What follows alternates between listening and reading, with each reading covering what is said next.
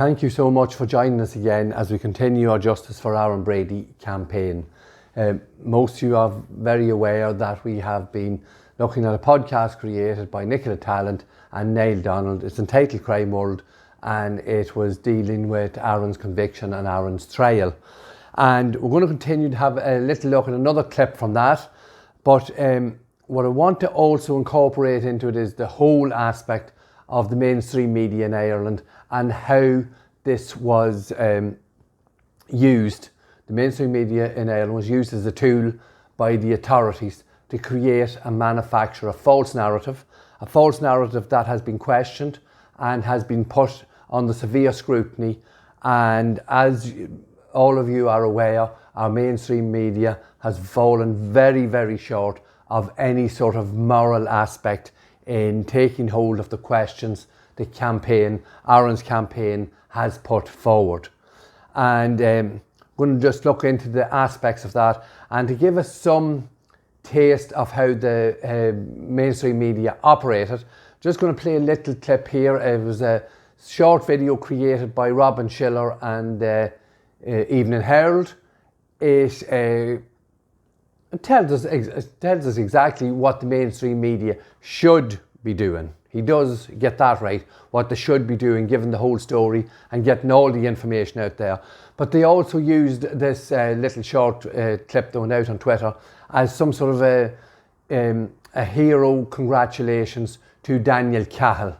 It's very subtly done. It's what's known, I think, in media circles as hero content, and you can see exactly what Schiller is trying to do here. So we're going to have a little look at that. We'll have a look at some of the work the media have done, some of the articles they've created in relation to Aaron and the case, and then we're going to just move into another wee aspect that is raised by Neil Donald in the Crime World podcast. So we'll have a quick listen to Robin Schiller here first. Journalism plays a very important part in the administration of justice in this country. Justice shouldn't be only done in public, it should also be seen to be done in public.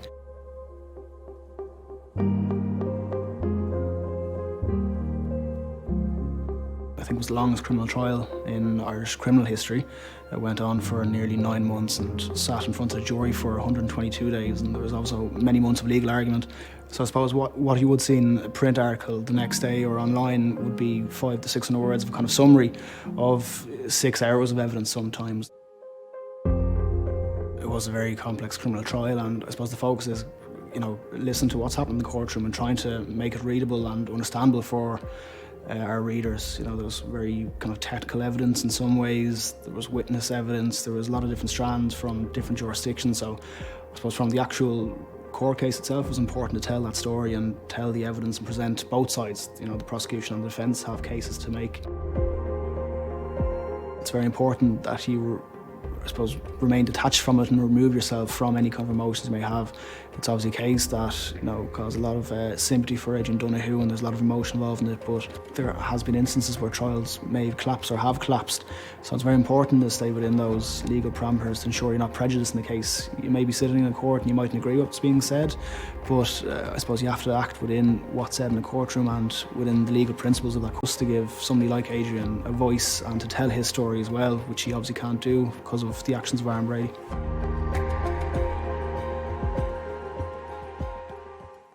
So as you hear there, Mr. Schiller tells us that the mainstream media should be able to portray all the information to the Irish public about what's ongoing in any case. Now, he does make a few excuses. They always like to put in a few excuses that they only have a certain amount of words and space to, I think he says, cover 6 hours of a trial during the day. Well, it's been 3 years now. So there's been more than ample time for extra column inches and all sorts of podcasts, social media information that can be put forward in relation to Aaron's trial and the investigation. And we've had numerous articles. We've seen all these before. I think we've gone through them. We have hundreds of these. Hundreds of all these articles written by all the mainstream media.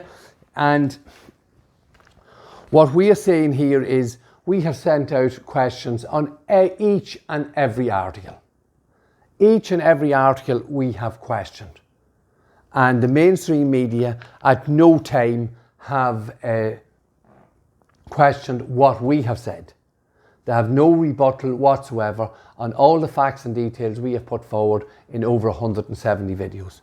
We have had programs like Primetime, who ran a program immediately after Aaron was sentenced back in 2020.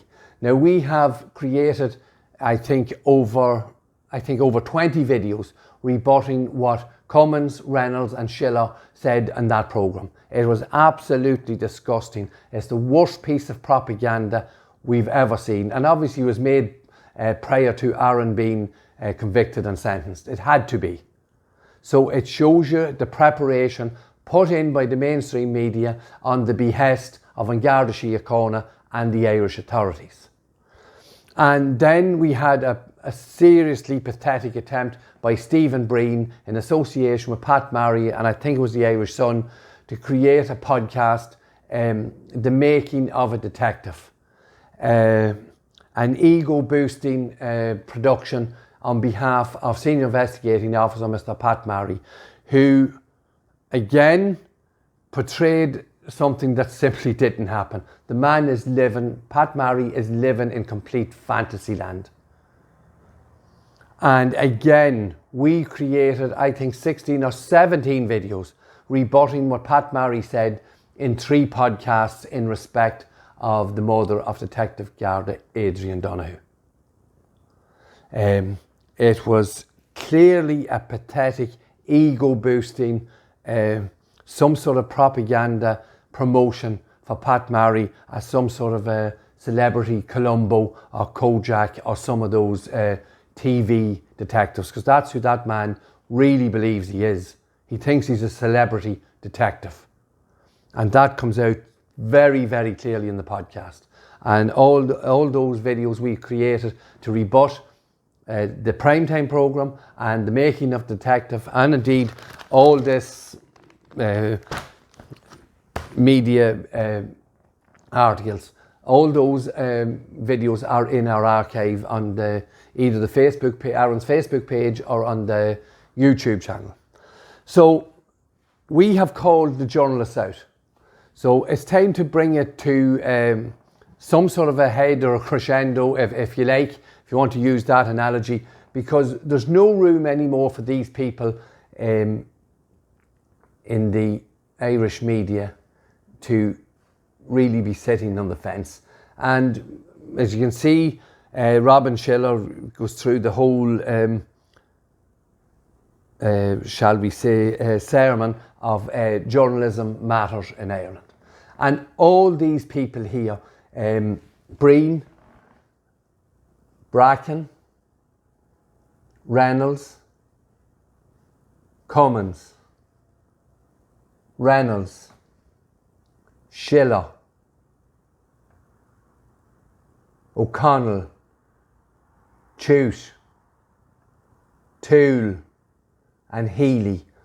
All these people are at some stage going to have to get off the fence, because at some stage they're going to have to say and give their verdict on this and for this reason. So we're going to play a little clip here again from the Crime World podcast, and I think we'll be able to see what our campaign is saying here. It's time these people stood up and be counted and show some sort of moral fortitude against what is surely the worst miscarriage of justice in the history of the Irish state.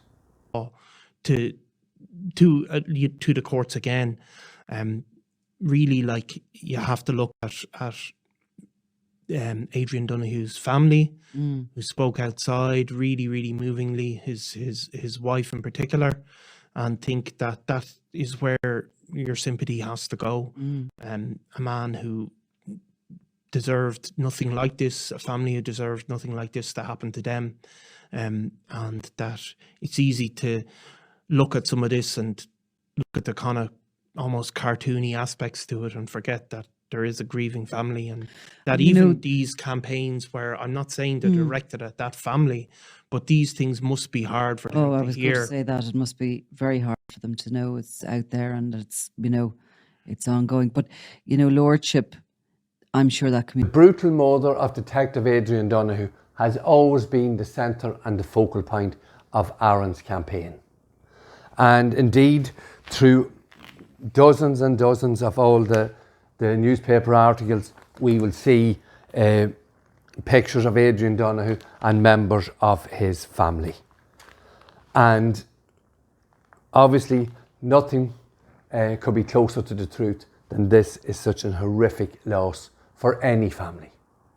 And these people here that I've mentioned, all these mainstream journalists, continually and rightly so, mention the Donoghue family and all those close to Adrian Donoghue. So we have a scenario here where these mainstream journalists are sitting on the fence and they have to either say, come forward and criticise what our campaign is saying. Because if we are telling any lies, if anything of what we are saying in Aaron's campaign is incorrect, false or untrue, it would be disgusting. And it should not be allowed to be published. And it should be stopped. The Justice for Aaron Brady campaign should be called out and say you are disrespecting the death of a member of An Garda Síochána. And at no time has anyone said that. Now that fucking idiot Neil Donald does make a smart comment about the cartoony aspect of some of our videos. And we have to do that to change the format. And again, it proves what we're doing is right, because even this idiot Donald has picked up on it. So it changes that aspect and creates attention.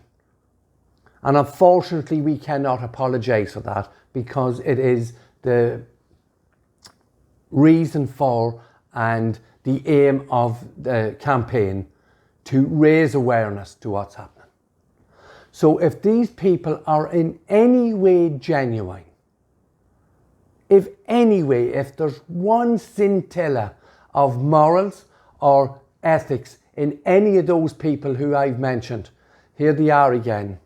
All around here, journalism matters in Ireland. All these people is telling us. Robin Schiller tells us in a very dramatic, dark lit room, very dramatic setting. Journalism matters. So the fence is on the other side of the fence. They either have got to get off this side and say that the Justice for Aaron Brady campaign is telling lies, it's false, it's wrong. The Justice for Aaron Brady campaign is immoral, it's ethically wrong. Or, and the side of the fence they're going to have to come down on at some stage is that the Justice for Aaron Brady campaign, all the points they're putting forward are valid. All the points they're putting forward are more than possible, they're fact. All the details the Justice for Aaron Brady campaign has given in respect of CCTV footage, times and sightings of vehicles is all correct.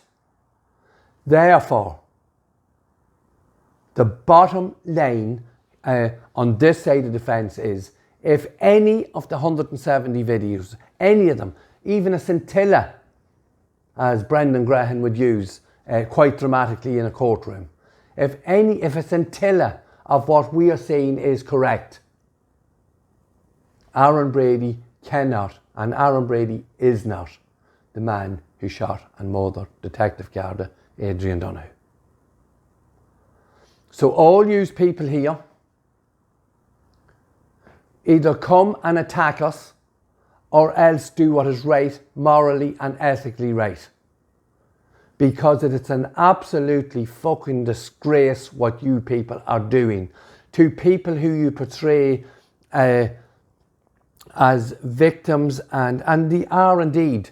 Adrian Donoghue's whole entire family circle are victims of this. And if anything, if what we are saying is correct, in the Justice for Aaron Brady campaign, how much worse is it for that family if what we're saying is true?